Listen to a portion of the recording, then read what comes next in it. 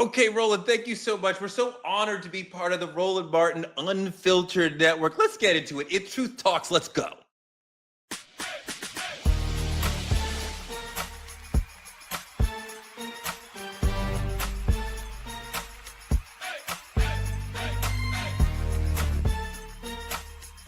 Are y'all ready to roll? Let's go.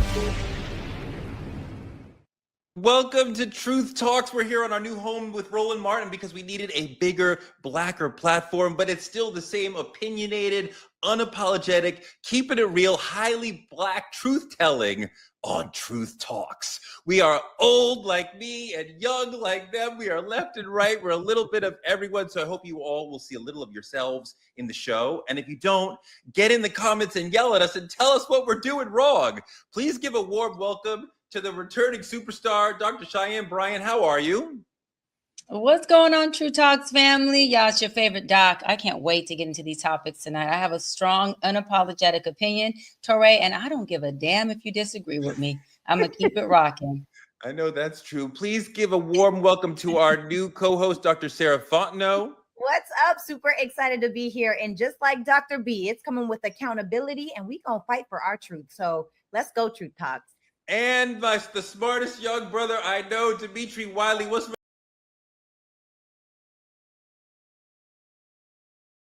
a compliment.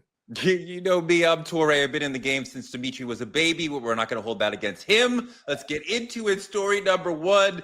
The trial of the century continues. We are in week 3. Diddy is fighting for his life against racketeering charges, sex trafficking charges. This is a wild case. I don't want to get into the minutia of it because that is everywhere.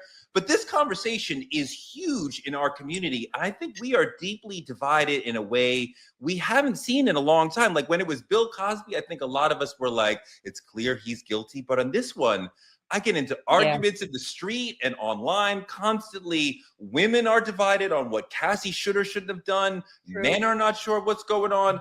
Dr. B, what do you think about what's going on with this trial and why we are so divided as a community about it? Yeah, Torey, I think that there's division because there's 2 different divisions. I think there's some folks who think that, hey, Cassie wanted this. She was in it for the money. She was in it to see, hey, what can I get? Can I get an album, a record deal, a TV show? This is the industry. I'm a young girl. I want to pretty much pay to play. And then there's a second group of people who are like, listen, no, this woman really fell in love. She was taken advantage of. She's the victim. She's experiencing Stockholm syndrome. And so she has, which Stockholm syndrome, just for everybody at home who doesn't know, Stockholm syndrome is that, when a victim falls in love with their abuser, and they tend to use it as a defense mechanism to say, hey, this person loves me. This is normal. It's okay. And they use it as a way to be able to still survive in that situation. But I want to say this, Torey, and I'll wrap up. I believe that it can be a mix of both. I think 2 things can be true at once. I think that she could have went into it and said, hey, look, I do want a record deal. I do want to become a big star. I want to be famous, and then begin sleeping with this man, fell in love with this man. Before you knew it, she was in over her head, and now she's getting her ass whipped, and now she's, getting abused. And at that point, how do I pull out? So I think 2 can exist. I don't think the community has to be so divided on that. I don't think she really saw any way to get out. She told one of his personal assistants, I can't get out. And she has this 10-album deal. So she's trapped in this paper prison. He controls her money. He controls her housing.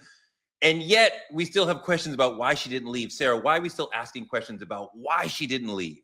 I am definitely one of those people that feel like she absolutely should have left, because for me, before I moved to America, the first time I was engaged, I was almost paralyzed by my first ex-fiance. A lot to get into. That's not the point today. Today, the point is that I left. And at the time, we were that couple in the city. We were the dream team in the city. And so for me to walk away from that, knowing that people were going to talk, being afraid of failure, being afraid that people are going to say, oh, you're never going to get married, all those doubts and fears that come into our minds, or even abuse that comes into the package. Sometimes we think that that's what we deserve. I honestly feel like most Black women are separated on this topic because so many Black women have dealt with the same amount for much less.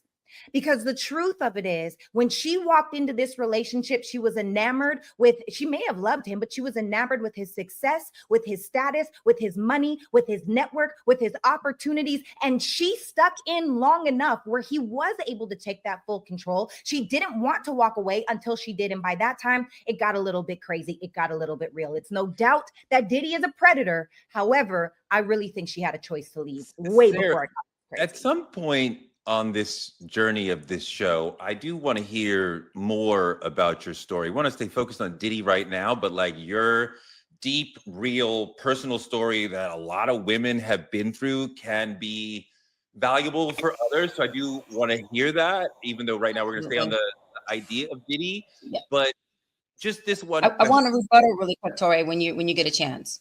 Okay, but one question, Sarah, you left a difficult situation, but in that experience, do you not see how difficult it is to leave when you are that you were successful in doing that, but it's hard. And can you not see how some other women would have a harder time at it than you had?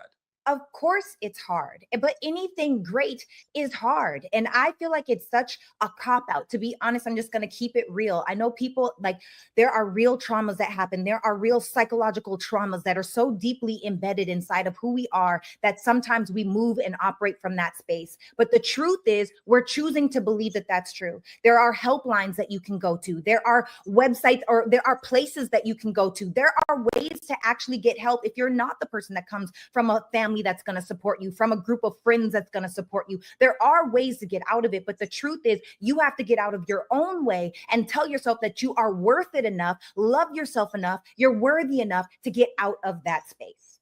Dr. B. You know, Sarah, first of all, sorry that happened to you. That is horrible. Seriously, sorry. And kudos to you for getting the hell up out of there, right? However, I have to say that leaving is deeper psychologically than just calling a resource line, just calling a hotline. Some women don't have a place to go. For some women, pain, trauma, abuse, being preyed on has been all they know when it comes to love, when it comes to a man, and that has become their norm. And so to say that a woman who can't leave is a cop-out, I feel is some bullshit. And I think it's very insensitive to say that about other women. You were able to get out, proud of you, but there's a lot of women who have nowhere to go. Cassie was living with her mother. Cassie, her kids, and her husband are still residing with her mother, which means she had no resources. Torey just said that Diddy had full control over her money, full control over everything she was doing. This man was leaving knives at this woman's door, blowing up people's cars. And so for her, it may have been, look, if I leave, I will lose my life. Maybe me staying is getting my ass beat, but at least if I stay, I have a chance at living to at some point plan an exit strategy. So kudos to you, sis. Really love you for leaving, but not every woman has that opportunity to be able to exit an abusive relationship like that. For some women, it does mean their life and they don't have the resources. No, that last point is so important, that when you are trying to leave a domestic violence situation, you are at your most vulnerable. That is the stage of the relationship where women are most often hurt or killed, when the abuser sees the person he's been abusing trying to leave him and he's losing his moment of power. He will most likely, so she suffers knowing like that could be the, Dimitri, you haven't gotten in yet. What are you thinking about all this? Let me in. You know, I think the idea of it, this topic alone, speaking on the divide, is very touching to me, because I've experienced domestic abuse through family members. I've seen it. I've witnessed it firsthand. As a kid, it was it's reality for a lot of people.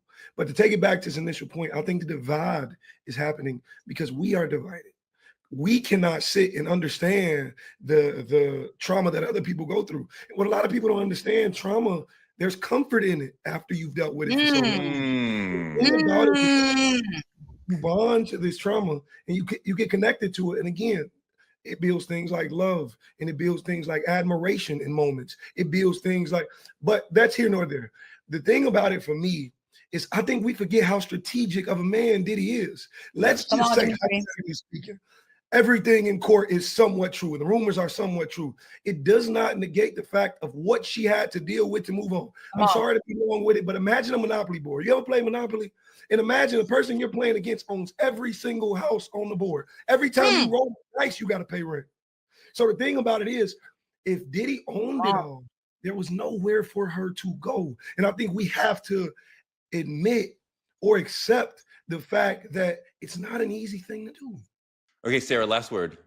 Yeah, I can agree with what you guys are saying. There's no doubt that there is a psychological trauma bond that happens especially for victims. However, it just doesn't start there. And for us to act like you get into a relationship and just get punched in the face day one, it's just not realistic. I mean, really and truly, there are flags that lead up to these things. It starts with the voice raising. It starts with the grabs. Maybe you hit the walls. There are so many different things that hit around you before you actually get hit. And so now I feel like it's come to a boiling point where she's tired of what she didn't get. But at the end of the day, she saw the signs of what she was walking into.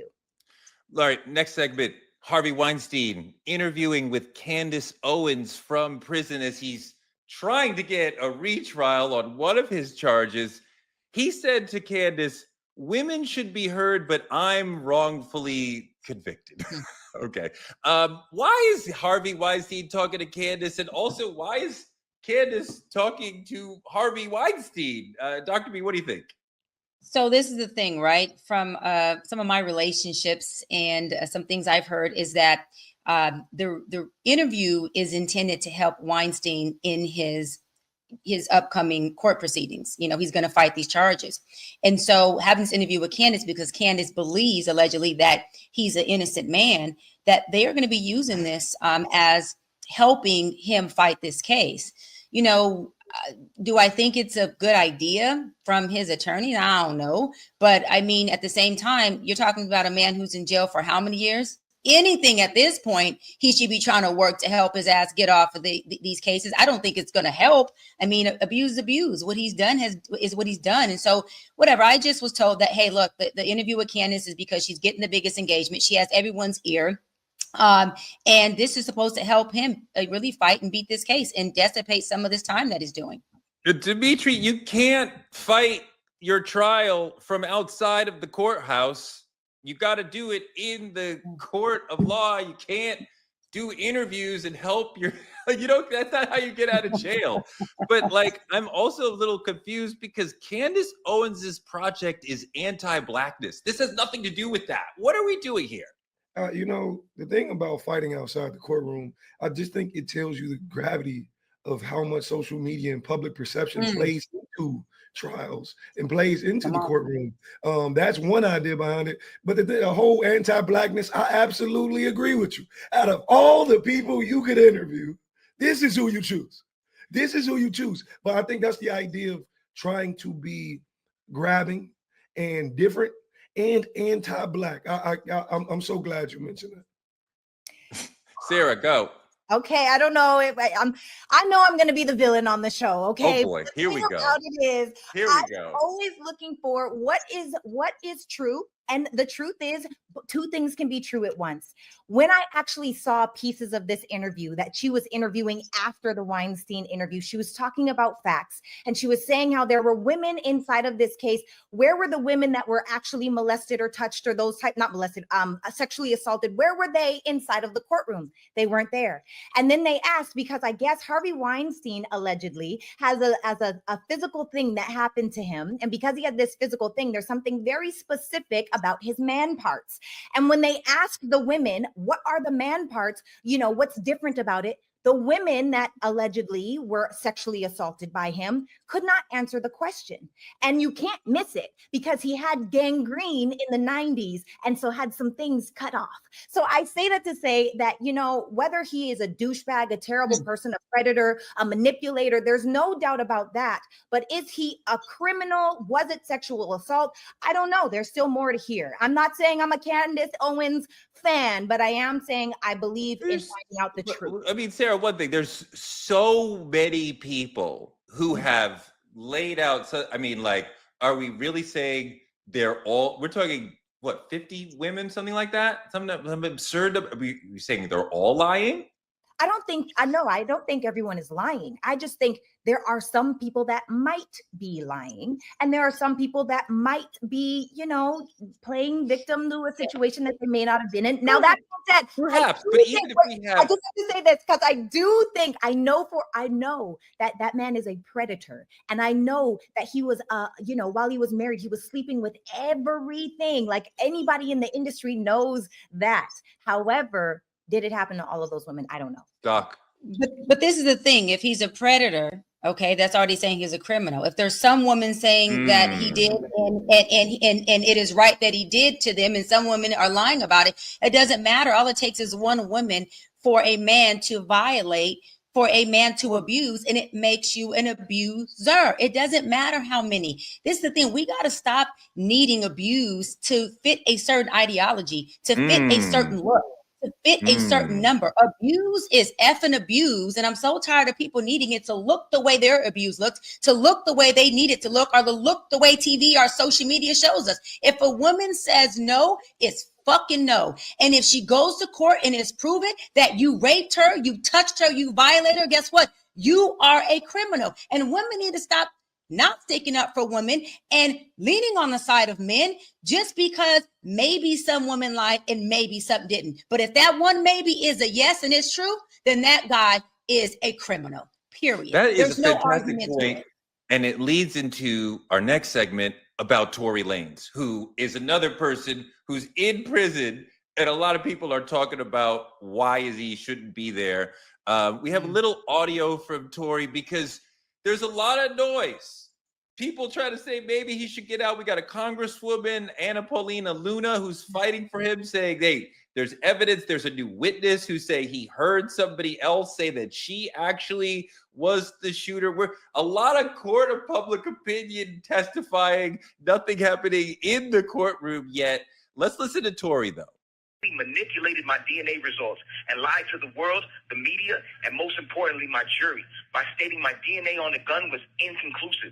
That was an absolute lie. Not only did our expert find my DNA 100% excluded and non-existent on the gun, but what's worse was the invalid and illegal tactics the prosecution chose to attain the results used to convict me. District Attorneys Kathy Tarr and Alex Bott lied to my jury with false, incorrect, and incomplete DNA results, violating my due process and my 14th Amendment rights.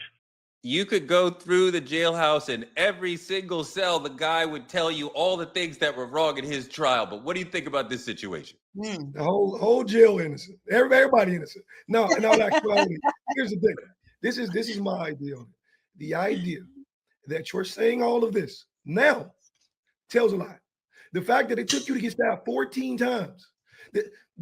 As a black man, if I'm a rapper, I'm not obliging by public perception. And what I mean by that is the whole notion snitches get stitches or it's wrong. You know what else? You know what else snitches do? Snitches at home laying in their comfortable ass bed with them kids. But no, you sit in a goddamn jail cell because you ain't want to testify, keeping evidence that you knew could have kept you out of prison or a fight or an argument.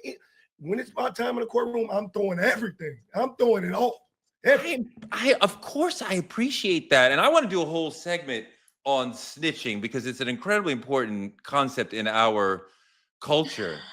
I don't know that Torey could have gotten on the stand and gotten himself off. Like, I don't know that. I don't think he's in prison because he refused to snitch on himself. I think I mean, can we accept the notion that he may actually have done this thing? Sarah, what do you think? I'm with Dimitri on this one. I feel like I'm telling. First of all, yeah. If I know that I'm innocent, I'm absolutely telling everything. And a lot of people will say that he wanted to protect a black woman and he wanted to take the rap for a black woman. And that is so admirable that he did that. And also he went to jail and got stabbed 14 times. Okay. So all I'm saying is that why shouldn't he snitch? Why do we have this culture? And if we knew that he was innocent, why is it that it took this in order for him to start talking about it? I don't understand that. Why did he take a stand? Dr. B, the notion that he's probably innocent or might be innocent is a funny one to me because we did a whole trial. We brought in all the evidence. Everybody in the country who was able to help Torey, was invited to come and talk and give their testimony. And yet now we have even a U.S. Congresswoman who is fighting for Torey. I'm not even sure why she's in the conversation at all. Yeah, Torey, that was going to be my thing is how do we get a politician involved in a case that had nothing to do with politics? I do want to say this, though, because I'm very sensitive to people's livelihood. OK, criminal or not, I do want to just kind of put condolences out there. Not that he passed away, but give out some type of heartfelt prayer to Torey Lanez because he almost lost his life in jail. So it's important to say, listen, you know, prayers to the family, prayers for his healing. However, to everyone's point, right is right, wrong is wrong. You don't go to court and take on time, put your life at risk if you know that you did not do the crime. Right. Time is for people who do the crime. And so I also agree with you, though, Torey. Do I think that if Torey would have stood up in court and said, hey, look, I didn't do it, here's the evidence, you know, she pulled the trigger, that it would have got him off? Absolutely not. I think that there was a no-win situation for this man. Now, we all don't know. I know one thing. They found 4 different evidence of 4 different fingerprints supposedly on the gun. So we don't know who did it at this point. But what I do know is if he didn't do it, and Megan is running this story all the way out, that is a big problem. And I believe there should be some consequences on Megan if she is telling a lie under oath about someone who did not commit a crime. I think that the overall cultural lack of trust for Meg in this situation is tied to misogyny. And I'm not saying you're being misogynist, Dr. B. A lot of people are having the same questions you're having, but I think for some people, there's a difficulty of like believing the Black woman. Like she said she was shot. I believe her. Meg is not that. I believe she was shot, Torey. We don't know. Listen, I believe she was shot based on court proceedings. They're saying Torey did it. Now they're saying there's 4 different DNA that's on this gun. So technically, we who don't know these people personally and weren't there at on the time of the crime have to be able to depend on justice to do what justice is supposed to do. Tell us who did this crime. But what I am saying is, if Megan was shot, Torey needs to do his time. If this story is falsified, then I believe there should be some consequence for Megan. People should not be able to go around and lying about crime, putting someone in prison, risking their life, and then just say, well, you know what? I just rode with it because I was upset. There has to be consequences on both sides. Dimitri. You know, it's funny to me. I want to specifically speak on the politician part of it. I think in politics, there's a room full of people sitting around saying, how can we make impact? I think when people run for presidency, they bring rappers out, they bring the most influential people out who can garner the attention of others. I think it was a room full of people who said, hey, you heard about this fingerprints thing with Torey Lanez? Maybe we could jump on that. Maybe that'll look good for us. Maybe we can find us a good little fingerprint in their culture. Let's jump on that. And I think that's exactly what's happening. But I think it may be a little too late because right after trial, it's entirely too late. No, that's a fantastic point. That clearly the politician sees some value for her. No politician will ever do anything that is not meant to benefit them, either with votes or with campaign finance cash. So it'd be like, we're always going to see that. Hold on. I want to move on to one of the big topics that we want to deal with today, because social media is such an important part of our community, of our culture. This is a central issue for us on this show and in this culture. There seems to be maybe three or four people who control all the major social media platforms we use. So you wonder if there's sort of a weaponization or a war that we don't see, as far as, are they feeding us information, tweets, TikToks, Instagram posts that aren't in our best interest? You know what I mean? Like, Sarah, what do you think about the impact of social media on us, on Black people? I think the impact is wildly impactful. And what I mean by that is, inside of what's happening in the world, especially us being the biggest consumers in the nation, we're constantly consuming.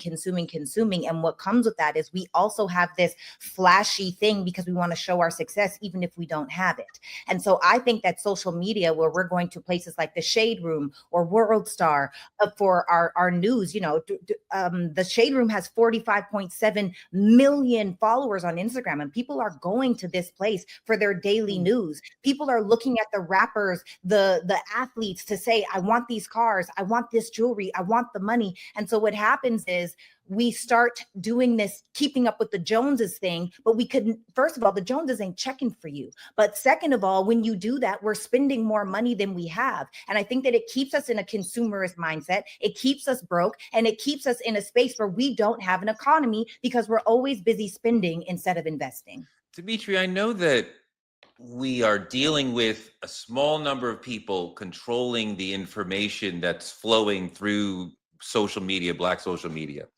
What I experience on Twitter and on TikTok is a Black community that is vibrant, that is interesting, that is nourishing, that makes me feel at home. I have had so much fun back when Twitter was a thing that I felt like I could do before the Elon days.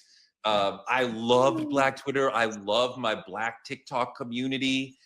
I get community and culture and a virtual barbecue from these things. Do you not get that from Black social media? I do at times. And then I get an abundance of violence. I get an abundance of poverty. I get an abundance of a terrible representation of what the Black experience actually is. And the thing about it is, I think what a lot of people, how dangerous this is, if I had to explain it. If I'm on stage and there's a crowd of, I don't know how many people, put how many you want. The moment whoever controls the sound unplugs my mic, I ain't said shit. Mm-hmm. You are in direct correlation with how my message is perceived. I could have said, I have a dream speech about Martin Luther King, but now you can sit and tell them I said how powerful Black media is. Let's say when a new movie comes out, shout out to everything Ryan Coogler did with Sinners and everything. The moment Black culture jumps onto something, it elevates. Yes. Look at what happened with Ryan Coogler and everything they got going on. I think the thing about it is there's just a perception of Black culture that's actually missing, coming from these three people who control the narrative. And that's the problem.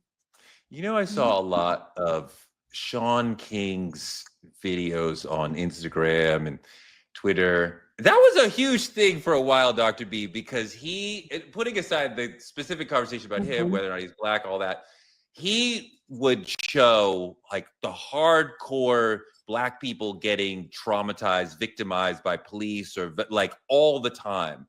And it was hard for me to watch. And it was liberating when even like hardcore Black Lives Matter people were like, I stopped following him because I can't pay attention to right? Social media is giving us every shooting, every beating, every lynching. And it's hard when you pay attention to every news story where a Black body is destroyed. That is very, very difficult. You know what, Torey? Love that you said that, because I call it social media Black on Black crime. And let me tell you why. Because it is the war that we don't see. Because to your point and Dimitri's point, there is a narrative that social media is creating, but it's also the narrative that we as Black people are on there creating and perpetrating. And that happens to be the narrative of a lot of crime. It happens to be the narrative of this whole, pimps and hoes, this narrative of this player, this narrative of, broken families and broken homes and baby mamas and baby daddies. There's not the positive representation that's needed on there. And what it's doing is it's silencing our positive, good Black voice, and it's teeing up the negative Black voice, which is dangerous for people who don't know how to differentiate the difference. For the people who are scrolling about 90% of their day, they're not reading books, they're not looking at YouTube videos, they're not listening to anything that is educational or that can teach them the different identities that they can identify with, that can actually be an attribute to themselves, to their family, and generational wealth. And the issue with it is we have parents who have kids who are the main social media black on black criminals. And they're teaching their kids this, and that's called learned behavior. That's how we create generational pathologies and dysfunctional norms that do not serve us, that turn into systemic racism within each and every one of us. I know. Yes. Yeah. Yes. But also, I have felt so educated by my Black brothers and sisters, especially on TikTok, where some of the other ones, you know, you communicate, Twitter, you communicate so short, right? Like 140, you can't get a full idea out. But like in a 2 or 3 minute video, you can educate me on what's going on with Black farmers in Nebraska, or the real story in South Africa, or, you know, you don't understand the way the police statistics are manipulated. And I'm like, I am constantly learning and looking at these little TED Talks where I'm like, oh my God, I'm getting so much education. And this is part of why, Dimitri, why they want to shut down TikTok, partly because of the information flow. A lot of people keep saying it's really that we are talking about Palestine with such freedom that scares a lot of the people in power. So, and we've seen social media used in this way with the Arab Spring and other to be part of the revolution. I think that if we are actually going to have some sort of revolution in this country, social media is going to have to be part of it. You know, it's amazing because it's probably the most powerful part at the moment. It's the most influential thing going on in modern generation, clearly. But the thing about it is, I think it's a difference when we look at platform per account, per what lives in these social media. So if you go into, I think the thing about it is these three people control the algorithms. So they can push whatever they want you to see at you more than you think they might. So let's say TikTok, for example. Of course, there's great space to learn, great space to conversate, great space to do this. But if you see one Black bad experience, all that's set to follow is 27 more. Your For You page is going to look nothing but Black this, Black that. And you know, Torey, this is a question I have for you because I look up to you now. I just want to know your perspective on it. If we're looking at it as Black men, Black women in our culture, and we're saying, damn, this may be wrong, or damn, this may not be all we need to see. How are other people looking at it saying, do you think there is a race that's saying, look how much Black death is shown on TV. Look how much we can get away with. No, I know. I'm sure that some white people are encountering this stuff and it has an impact on them. You know, I think about this a lot because these sort of stories really live in us and resonate for us. Like, I think that like any of us could name 10 or 20 Black people who were like infamously killed like by police that became like big, huge stories, right? And like we may not say the same 20 names, right? Like you may say some names that I don't say, I may say some, all that, right? White people are maybe doing like one or two, right? Like they remember Trayvon Martin because we made a big deal out of it, right? But like, do they really think about all this in the way we do? Dr. B, I don't think they do. This is my thing, Torey. Whose problem is this? Who's creating this narrative? Who is somebody putting, because I always hear you say white people are our biggest problem. White people have caused a lot of problems and they are the nucleus to many of our problems. But in 2025, Torey, the last I checked, my hands are free, brother. And so is my mind because I chose for it to be. So the issue is we, to Dimitri's point, are allowing the folks who control the algorithm, who control the media, to make sure that they are controlling the narrative that they want to put out there about us. So what does that mean? That means that we have to understand that if we are going to put a narrative out there that's going to be controlled, let's put one out there that we can't control. Let's put the one out there that we want people to see. Let's put those narratives out there that we want leaders to be able to draw a blueprint from, and creates people and causes people to want to have think tanks about the things that you're saying you're watching, Torey. Everyone doesn't have your algorithm. Love your algorithm. True. I wish all of us had your algorithm, but everyone's not watching videos on education, on Black representation. So you got other folks that are doing it. I stand on the fact that we are in our own way. And until we take back our problem being outside of us, our power will stay outside of us. We have to be the ones that create things differently for us. Dimitri. You know, the thing about it is for me, as I sit here and I ponder on this, I said to myself, who is it? Like, who's the problem? And for me, I'm gonna give you just one off top. Everything WorldStar does, I disagree with. Let me tell you why. There's two ways to get on WorldStar: either pay for it or a negative action. You got to kill somebody. Somebody got to die. I don't know if y'all heard about this young man. He's a rapper. Recently got caught in gunfire. His name was Skilla Baby. He's part of this new generation. The YNs know him well, but it was reported that he was shot. But it wasn't reported that he was praying on Instagram Live 2 days before. That he was doing something completely out of his normal. That wasn't reported, and that garnered the exact same amount of likes, if not more. But we reported that. All we reported to negativity, and that's my problem. That's why I don't subscribe to Well, here's part of the challenge with what you're saying, that the people, the oligarchs who control our social media, all of them are conservative, right? They may or may not be Trumpy. They probably are, but they're all right wing. And they quite often are shaping the algorithm so that conservative voices are privileged, right? And progressive voices are pushed down. This is part of why the whole sort of TikTok, the whole Twitter thing died for me, because Elon came in and made it very froggy, very conservative. And I'm like, I can't deal with this anymore. Sarah, as a conservative, I think even you would understand that America is better if we have balanced voices, right? A balanced menu of voices, both conservative and progressive, and not just conservatives pushing their voices and pushing down the progressive voices. I definitely agree. And I think the biggest challenge for us is the fact that so many of our people can be bought. And what I mean by that is, as long as they're shaping the narrative, they have to have us in order to push it out, because we're leading the trenches, right? It's our people that are leading the trenches of what's cool and what's popular, what's necessary, what's needed. And as long as we are being puppeted out front and taking that check, it's going to be okay. And so it's funny to me because, you know, you see these people on social media. Dimitri was talking about how it's negative or you pay for it. I'm seeing little girls twerk in front of their families because that's cute now. And that's not cute. Why are little girls doing grown woman things? Because they think that that's what's popular, because it's these artists that are put out here that are showing you that it's okay for you to wear booty shorts and have your butt cheeks out in the grocery store.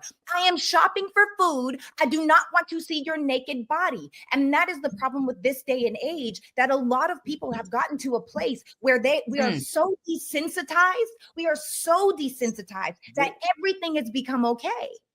Now and overly sexualized. Now you see the reason why I don't go to the grocery store in Canada. But I want to show you a video based on what you just said. This is Harvey, Connecticut. This is Harvey. Me either. This is, go ahead, help the wig up. Do that shit for real. No, I mean take the wig up. Take the wig. Let that bitch out. Yes. Look at him. Look at him.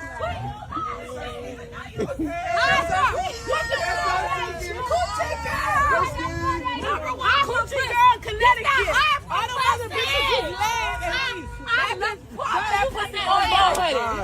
to be Dimitri, 100,000 likes, 4,000 comments, 30,000 shares. I got you. I know what Pride. She's so happy being herself. She's so comfortable in her body. What do you think? It's not comfortable. That's not what it is. That's not what I'm looking at. That's not what I see. I see the power of influence. I see the power of 30,000 shares, the power of 4,000 likes. I see the power of whatever the statistics is. I see influence. The thing about it is, if this was some regular young woman who snatched that wig off in public, it'd be a fight. But you let Suki good. But that was her friend. That was her friend did it. She don't even know that lady. She don't even know that lady. The thing about it is, for me personally, it's disturbing. It is terrible. And the thing about it is, a lot of young women. You found that terrible and disturbing? Absolutely. Man, listen. First 100,000 likes, 30,000 shares. That's disturbing. It's not a fun night for the sisters out in the parking lot. Hold on, Sarah. I know Sarah's disturbed. So let you blow your gasket and flabber your gasket. Go ahead. Oh, my flabber is gasted. Okay, I'm so upset by this. I don't get a lot of outrage. Okay. But why is this okay?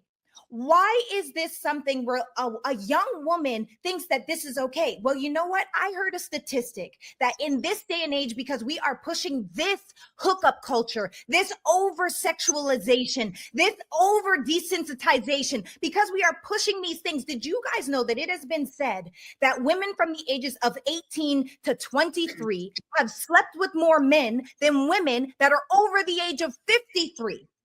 We don't understand how images like this are creating a dynamic. So now we are stepping completely outside of ourselves. That doesn't show me confidence. That's not a woman that loves her body. That is a woman that is desperate for attention. That is a woman that wants to be accepted so bad instead of accepting herself, which goes back to the beginning of this. We need to have more self-love.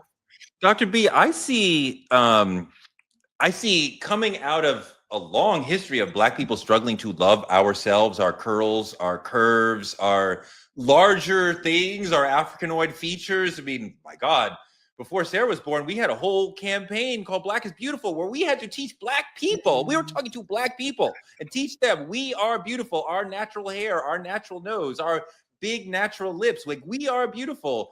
And this sister is enjoying herself. She is comfortable in her body. She is clearly like happy and having fun, and like she loves herself. And like Lizzo would be like, salute to you, sister. You're getting the message. What do you think? I think it's a deep-rooted identity crisis. I think it is an act of self-hate being externalized. I think that all of the validation that she's never received. You think that's self-hatred? Correct. All of the validation that this beautiful young woman has never received from daddy issues, mommy issues, and whatever else she's experienced from trauma is externalizing so that she gains that. She is working from a deficit and doesn't know her worth. Worth isn't a weight class, okay? Worth isn't a gender. Worth isn't an age. Worth is something internal that you have because you got it at a young age or you don't. And when you grow up and don't have it, you've experienced what is called an identity crisis. Majority of people within our community, Black men and women, especially women who are doing this, are experiencing that. They are placing their value on external forces. As long as I can get a like, a comment, or a validation from somebody who she deems to have value, which happens to be a celebrity, Suki, then guess what? She feels validation until that validation leaves her and she has to go seeking external validation again. That is where the psychological dysfunctional norm comes in at, Torey. And this isn't a woman who's enjoying herself. And really quick, you brought up Lizzo. Lizzo was a woman who got online and falsely claimed that she was so happy in her body. Now, there are some women who are at that plus size. Lizzo now has lost all this weight. She's still beautiful as she was when she was big and has shared that she was depressed and unhappy in that size. That means that she sold us a false narrative. So women that look like her can say, you know what? I can be this big and be this confident as well. That is a problem, Torey. And we have to live in reality, Torey. That's not okay. The pearl clutching on this panel is epic. All three of y'all are gripping tight. I don't even know how we could diagnose an identity crisis from just a silent day. Like, the sister clearly seems happy. I would have to know a lot more about her. If you are if you're over-sexualizing yourself so that you can get some type of validation from a celebrity who is smacking you on your behind, so you can accumulate likes, comments, and shares on Instagram, and you can't see that being some type of identity crisis or a problem, then maybe you have a bigger problem you need to look into, because that is not something that somebody does out in the public because they care and they value themselves. I think she does care about herself, and she does value herself. And because she loves herself, she's able to have this moment of self-pride, of self-joy, of self-release. She's not afraid to be seen and people judging her. She's like, what? Who is it? Suki? I can't, Dimitri, something's wrong with my glasses. What is the name of the person who posted this? I want Dimitri to say it. Really quick, Torey, play the video again. Let's hear what the girl says in the video. Play the video again. Yeah. Go ahead, let's see. I got you. I know what I used to do hair. I used to do hair for real. I used to do hair. You ate that shit up. You ate all these hoes up. Yes, she all did. these skinny bitches. Yes, she did. That has not been said. All them skinny hoes. All them skinny hoes. They can't fuck with me. They can't fuck with me. She's so proud. She's proud of herself. She loves herself. Torey, did you hear what the woman said? The woman said, you effed it up. You effed it up. You effed up all these skinny hoes. Torey. Yeah. That means she's competing. Listen, you compete against people you admire. Don't start with me. Don't yab me, Torey. You compete against people you admire. So you're competing against skinny hoes. Is that what your admiration is? You can't be happy in your skin if you are trying to be something other than what you are. No. First off, her name is Suki with the good coochie. Let me explain to you. Daniel with the good dick can never be my mentor. You understand what I'm saying? He can never teach me shit about no self-love. Yeah. Listen, it's all beautiful and great and everything, but this is the thing. I think there's a difference from being happy for a moment and being happy when you go home and lay your ass down. Yeah. Yes, she might feel validated right there in that moment. This is the highlight of this young woman's life. Why? Because Suki I ain't even gonna say it again. No, say it again. Because Suki with the good coochie gave her a compliment. Posting her on her social media. I don't think we know how dangerous this is. Suki got 2.7 million followers on this. That's more than me. I think that may be more than the thing about it is, man, it's a dangerous fucking narrative. And I understand she's trying to push it as self-love and push it as be beautiful, but that's not what I'm seeing. What I'm seeing is you act on somebody's insecurities. Agreed. When are we going to stop supporting this trash at the end of the day? Because honestly, we are magnifying and glorifying self-hate. That's how I feel. And it's funny to me because like when you think about the fact that just because a celebrity comes or they turn on a camera, now all of a sudden, this is why social media is weaponized against us, because we don't even know who we are. We struggle to really identify ourselves and have a real form of identity. This happens every single day in so many homes. This sister is not unlike many of our sisters, aunts, cousins, what have you, who are overweight, not their fault. That's the biology that some of us are given. They can't do anything about it. And in a culture that is constantly telling you that to have a thin nose and a thin body is beauty, and to not have those things is not beauty, to have this sister be like, I am large, I am beautiful, I believe in myself, I love myself. That is a valuable message to the other women who also can't. What if sexualizing yourself like that ends up getting you raped? What if now, because you are the person that wants to show your booty, you want to show your whole body, you want to act like you love yourself so much that now you put yourself into a dangerous situation. You put yourself around these men that you think are going to treat you right, and they're not. And now look, who's in the wrong? Who do we blame? Where does it go from there? Dimitri. The thing about it is showing your body has become such a norm in this culture that we're numb to it now. The thing about it is you look at people with OnlyFans account, and all of this is social media. You look at people with OnlyFans account and their entire goodies are out on social media, right? Then the moment a man walks behind them in the club, what the fuck are you doing? How dare you? The moment a man compliments that body, you over there shaking that ass, you over there shaking, he's in the wrong. Come on. He's on the line. He's doing all these things. Baby, you put it out there for him to see. These are all some of the sex workers that Cassie was with in the freak offs. Some people have talked about, you see Diddy had a type, maybe you see it. I think there's a big leap to what if she got raped, because this person is in a situation where she's with friends, she's in the parking lot, so she's probably near a club, right? So like she's in a situation where she knows who she's around, she knows who is with her, she feels comfortable, right? I imagine this sister would know, hey, I'm not safe here. We're not twerking here. We're not twerking everywhere. We're twerking here where we're comfortable. And I love the love that she has for her body. Go ahead, D. Torey, let me ask you a question, Torey. Let me ask you a question. And real quick, Dimitri, Torey, Where would it be appropriate for your daughter to twerk? I'm just curious. Where would it be appropriate for her to twerk? I mean, look, if my No. 16-year-old child was in the house with people who know and respect and love her and know that her main goal is to get to college and to get to a career, and that's not the main thing, right? This is not where we're focusing on, friends and parents who love her. So can she twerk on a car in an alley with the Suki is that appropriate for your 16-year-old daughter to twerk with her butt cheeks out? I don't care what size she is. Size doesn't matter. And Suki and these people popping her butt. Is that appropriate, Torey? I'm asking you a question. That woman is being appropriate. She is showing love to herself. Is that appropriate for your daughter? Is it appropriate for your daughter? I mean, I've already answered the question. Dimitri, he's doing avoiding behavior right now. Go on, Dimitri.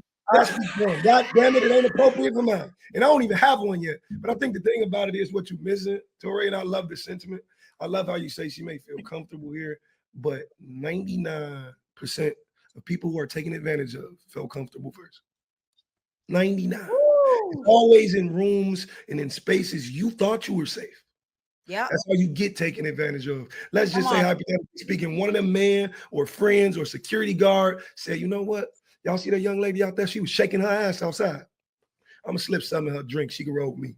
And all I'm saying is, the thing about it is these days, money moves everybody. So them same friends, the same guy you hear in the background gangbanging on phone them this, on phone them that same dude you hear in the background, you don't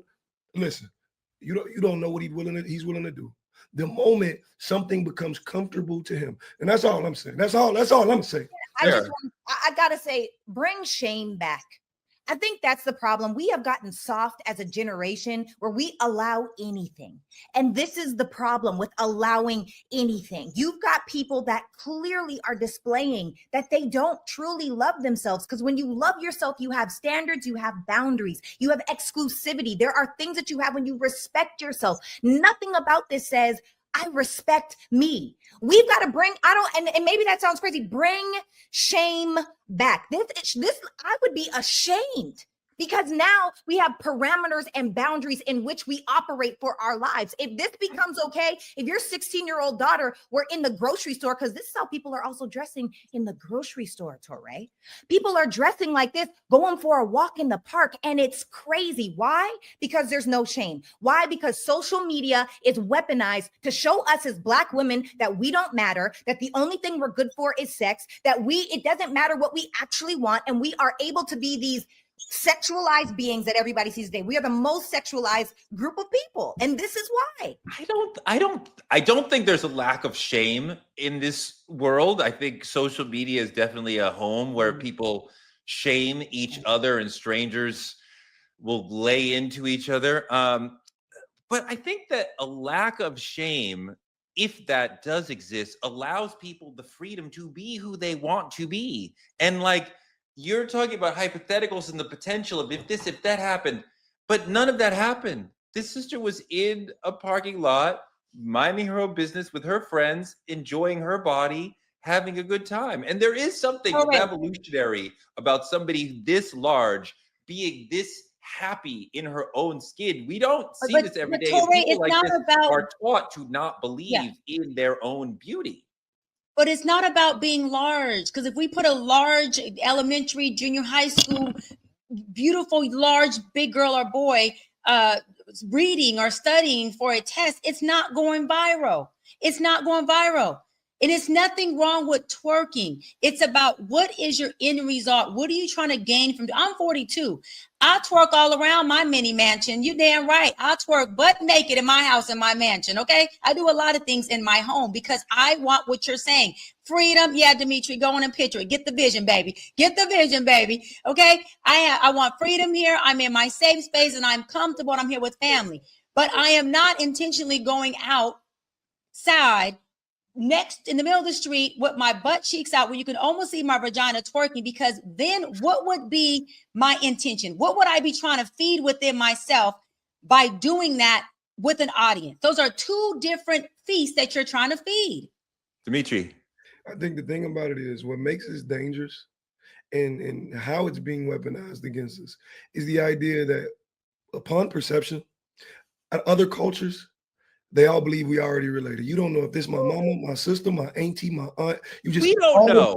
You just automatically attach. How often do we don't know? And that's what I'm saying. You know, you got friends who be like, I didn't know that she was my mom till I was 20. I didn't know that he was my cousin. That's a crazy statement you're saying right there. But all I'm saying is the idea of it, the moment Sarah says, baby, you love the grocery store. The moment I go to the grocery store, right? And I'm in connection with another culture and they look at me and I look at them, they automatically reference this video in their mind.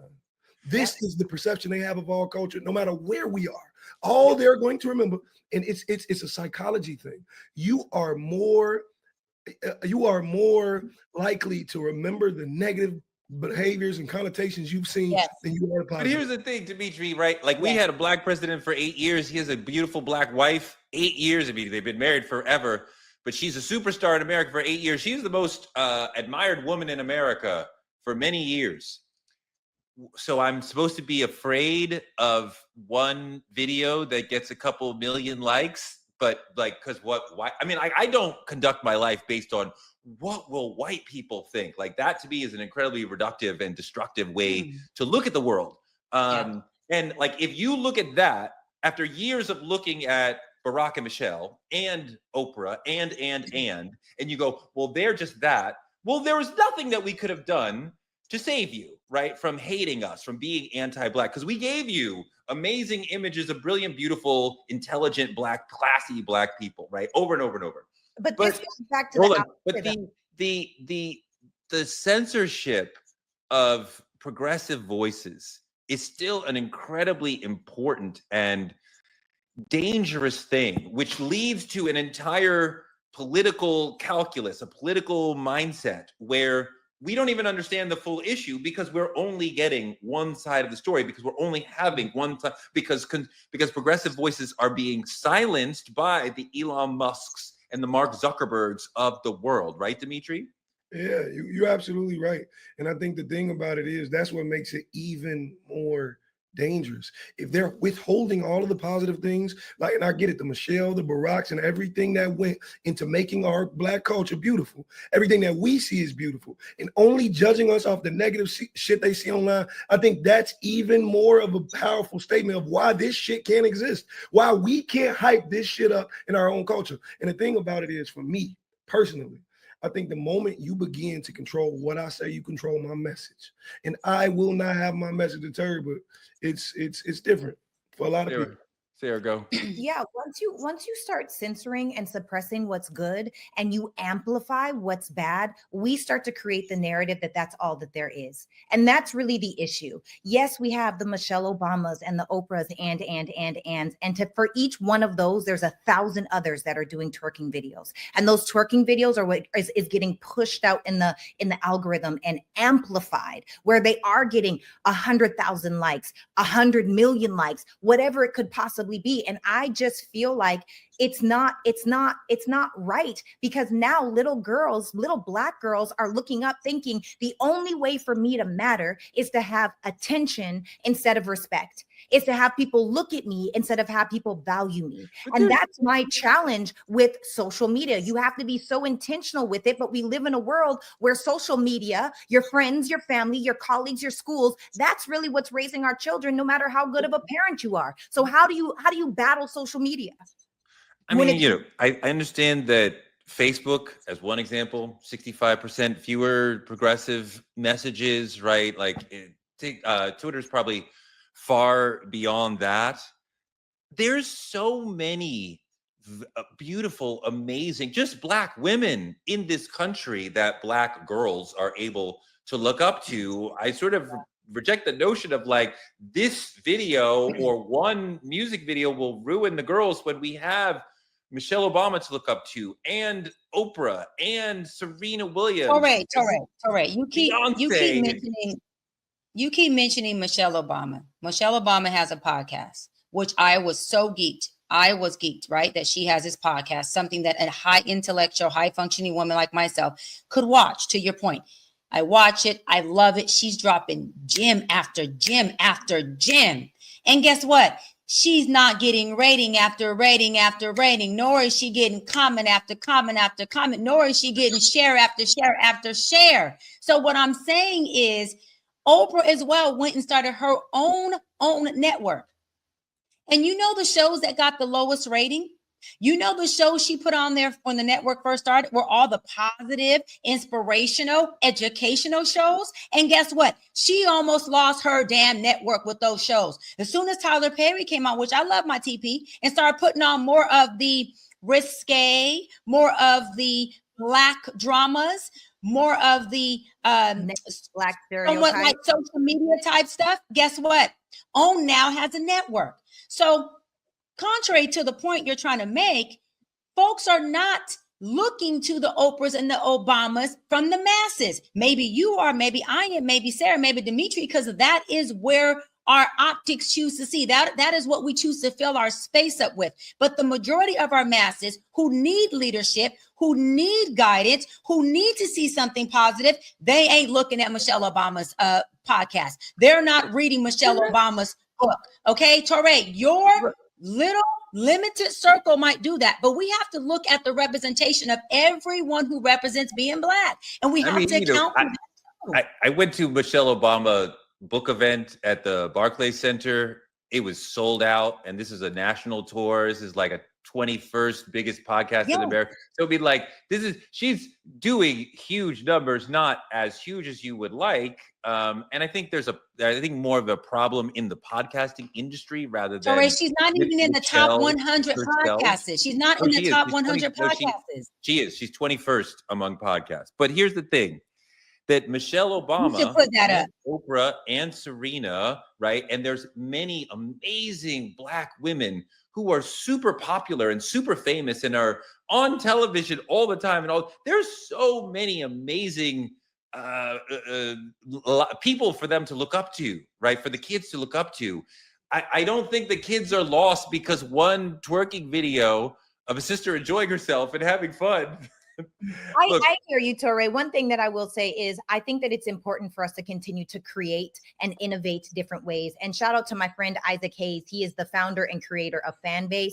And it is just like a social media meets Clubhouse, meets Zoom. And he's really put that out there. But because, again, we are suppressed, we don't have that same amplified voice. Most people don't even really know about Fanbase. Although it does have hundreds of thousands of people, it's not the same as Instagram that has as many people as it has on the app, right? And so our opportunity is to continue to explore what have we created for ourselves so that we can see more positive messages, because it is true. Negativity is natural. We have to be positive on purpose and check out Fanbase. That's just one option, but there are several. No, it's a great platform. Shout out to Isaac Hayes III. There's also Spill, where they're also trying to create a Black social media, a cookout vibe.